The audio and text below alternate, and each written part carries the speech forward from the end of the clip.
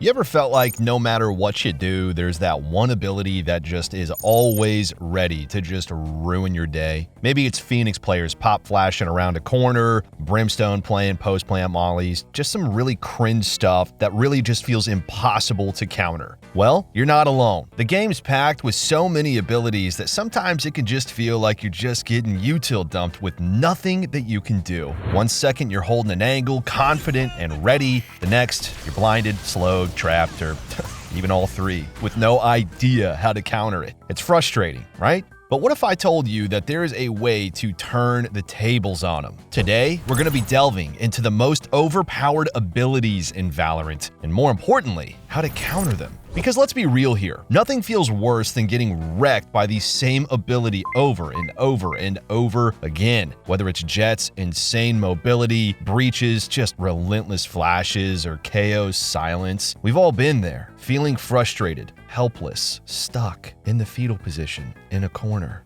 Maybe that one's just me. But not anymore. By the end of this video, we're gonna know exactly how to handle these abilities like a literal pro. So if you're ready to stop feeling like you're being dumped on with utility and start dominating your matches, stick around. Let's get into it.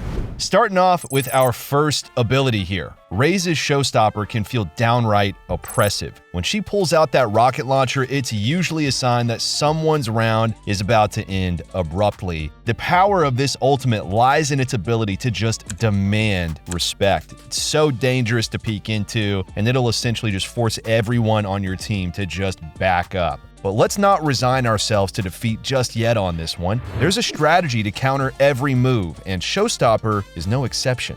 Awareness is your first line of defense here. Keeping track of Raze's ultimate status, as well as other ultimates, is a crucial skill that you really need to train in Valorant. It's okay if you die to Raze's ult, but if you die because you weren't aware it was up, then you missed some information that was honestly easily available. Press tab at the start of every round to check which ultimates are available, or at the very least, look up at the top of your screen for the glow around her agent portrait. Now, imagine Raze activates her ultimate and you're ready for it. Your next best bet is to utilize agent abilities. Gekko's Dizzy, Reyna's Leers, or a well-timed Omen Blind to blind Raze so she doesn't know where to fire her ult. These can disorient Raze long enough for you to take a shot. And since she's holding a rocket, Dizzy and Reyna Leers are super effective because they can't get shot from her. Let's just say you don't have this utility though.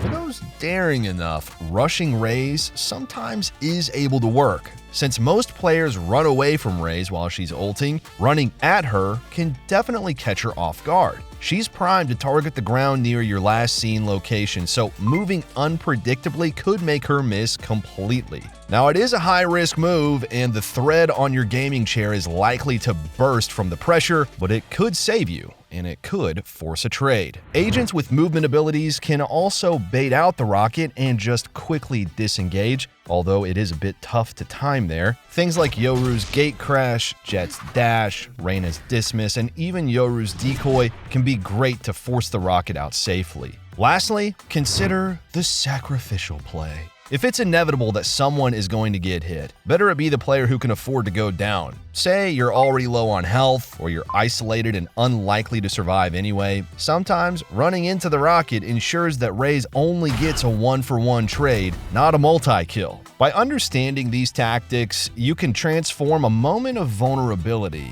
into a calculated counter strategy. Remember, knowledge is as powerful as any ability in Valorant. Keep these tips in mind, and the next time Raze pulls out her Showstopper, you're going to be ready to show her that it's not as unstoppable as it seems. Up next, we've just got to talk about Omen's Blind. Paranoia is a true game changer in Valorant. It's just a blanket blind that's completely unavoidable if you're in its radius. You're stationed, ready at your angle, and then darkness. So, what do you do when the world goes dark here? Well, first, like Hitchhiker's Guide to the Galaxy teaches us, don't panic. If you know Omen might have paranoia at the ready, just think ahead about your utility. Countering it might mean throwing down a Brimstone Molly or a Breach Stun to buy yourself some time for the blind to fade. This is called trading utility, and it's pretty common at the higher level of gameplay. If they hit you with an Omen Blind, you hit them back with util of your own. Got a Sova on your team? Since Omen's blind is only a near sight, things like recon darts and tripwires can still be super effective. And that's not all though. Diving straight into a smoke if there's one nearby can also protect you long enough to wait out the blind if you're stuck on sight. And if you're getting desperate, other options include just running straight at your target. If they're close enough, the near sight ain't gonna do nothing. And although we only really recommend this as a desperation move, it's better than just sitting there and getting cleared out, honestly.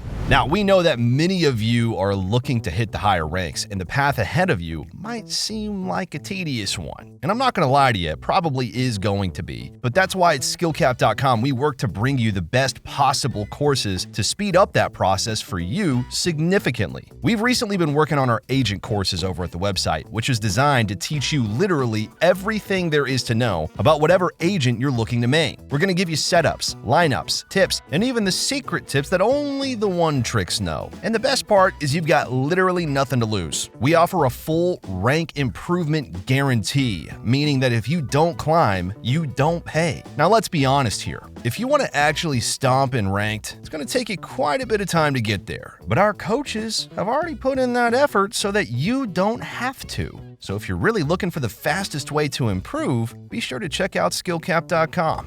The next ability that we need to talk about is KO's ultimate. Null Command is the bane of any ability-reliant agent's existence in Valorant. It completely silences your abilities, which leaves you feeling like a sitting duck as the attackers just rush in, guns blazing, and you are totally defeated inside and out. But here's the good news. There's a strategy to outplay this, and it's all about smart utility placement. If you're a Cypher, Viper, Deadlock, or even Killjoy, you've got some options. Set up your utility where you expect KO might ult. Then do something a bit counterintuitive.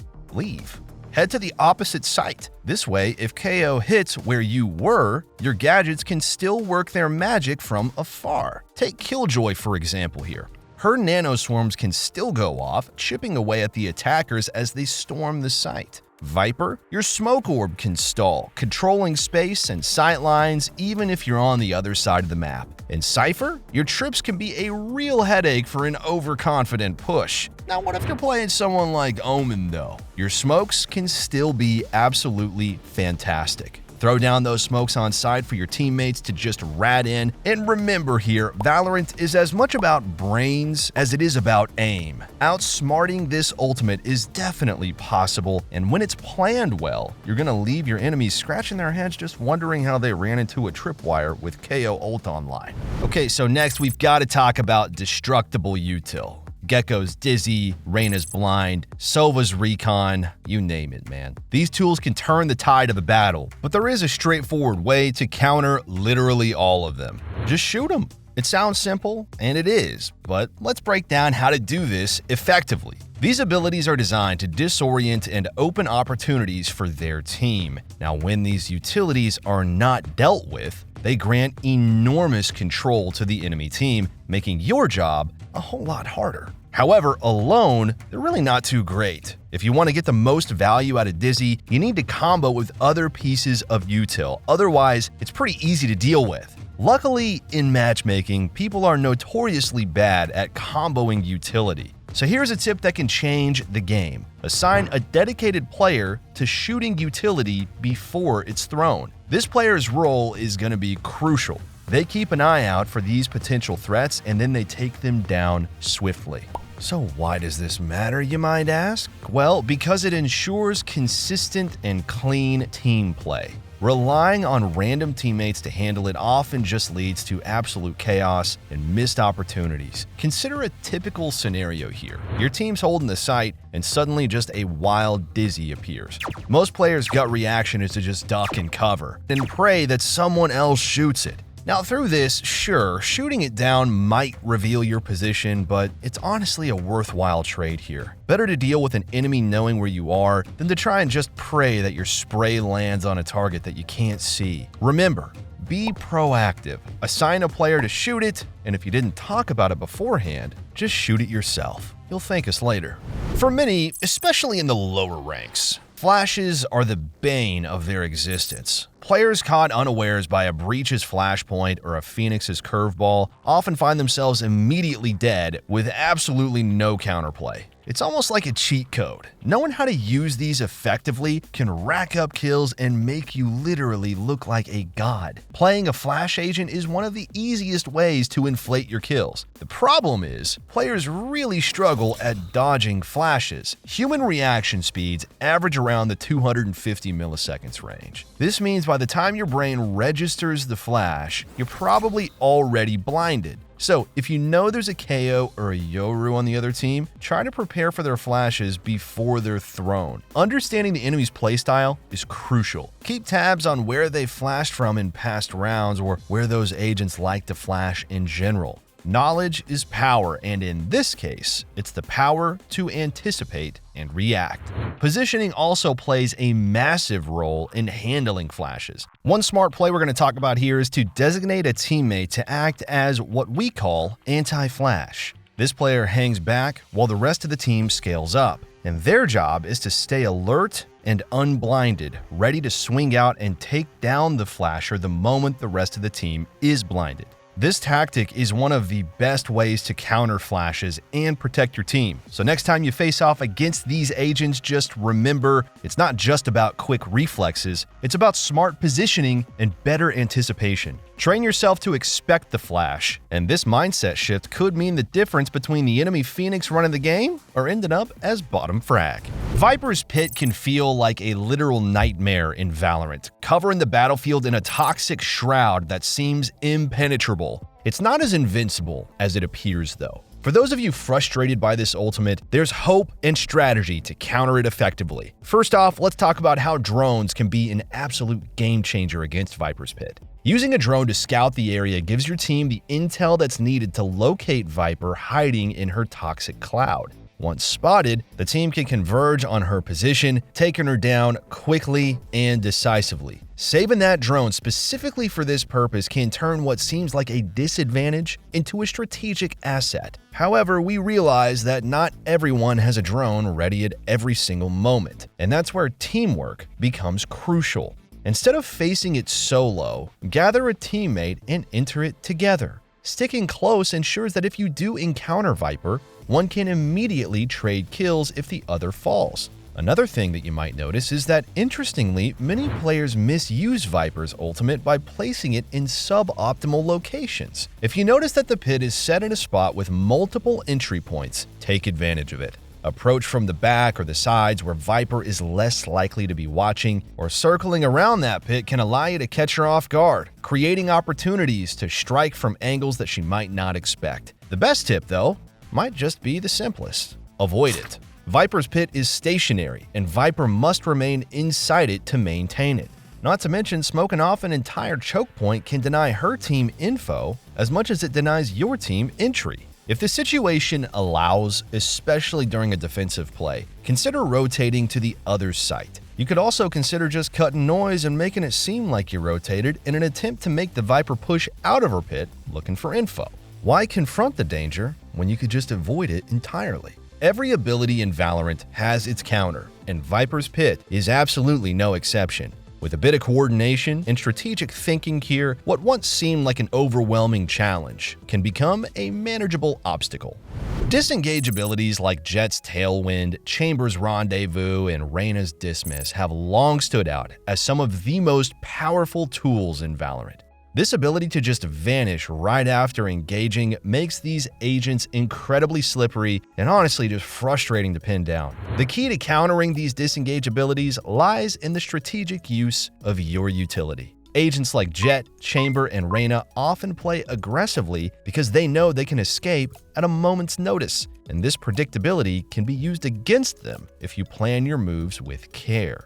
One effective strategy is to deny these agents the comfort of taking clean shots. Use blinds, stuns, and smokes to obscure their vision and disrupt their plans. Additionally, using drones and mollies can flush out these agents from any dangerous off angles that they might be playing around. A well-placed molly can block choke points, so they can't just swing out and fight while you're scaling up. Drones, on the other hand, can scout ahead and spot these agents before you commit a push. allowing you to adjust your strategy in real time. It's also crucial to move as a unit, teamwork, right? Swinging angles together ensures that even if one of these agents lands a shot, they can be quickly traded by a teammate. This team-based approach minimizes the effectiveness of their disengage abilities by reducing their chances to escape after taking an engagement. Force these agents into uncomfortable situations where their abilities are less effective and maintain pressure to keep them off balance. This way, you can neutralize some of the most frustrating aspects of playing against Jett, Chamber, and Reyna, turning their strengths into vulnerabilities. Okay, so mollies in Valorant, especially during a spike retake, can be a real headache. We've all been there, down to the wire, ready to defuse, and then bam, a molly drops right on the spike. While it may not be the flashiest or most talked about ability, its effectiveness in delaying diffuses makes it incredibly potent. If you're looking to counteract the frustration of spike mollies, consider adjusting your retake strategies. One effective approach is prioritizing flanks during retakes. By coming in from multiple angles, you can squeeze the space that enemies have to execute their post-plant lineups, catching them off guard and disrupting their plans. Another tactic is to increase the pace of your retakes too. Instead of methodically clearing every nook as you approach the site, speeding up your push can catch planner agents before they settle into their post-plant positions. This is crucial because a molly thrown in a panic is far less likely to land perfectly on the spike. Also, remember that if an opponent is using their molly to guard the spike, they aren't using it to stop your team's initial site entry. This is a tactical trade-off that you can exploit. Accelerating your push not only pressures the molly thrower, but also forces them to choose between using their utility for area denial or spike defense. Each scenario demands quick judgment and adaptability. Understanding when to rush and when to flank can turn what seems like a certain loss into a winnable situation. Keep these strategies in mind the next time you face a molly during a spike retake and turn the tables on your opponents. All right, though, guys, before we wrap this up, let's tell you a little bit more about SkillCapped. So we offer a 5-division rank up guarantee, and we think that's a pretty crazy thing to offer. It's kind of like a gym membership guaranteeing you that you're gonna get ripped.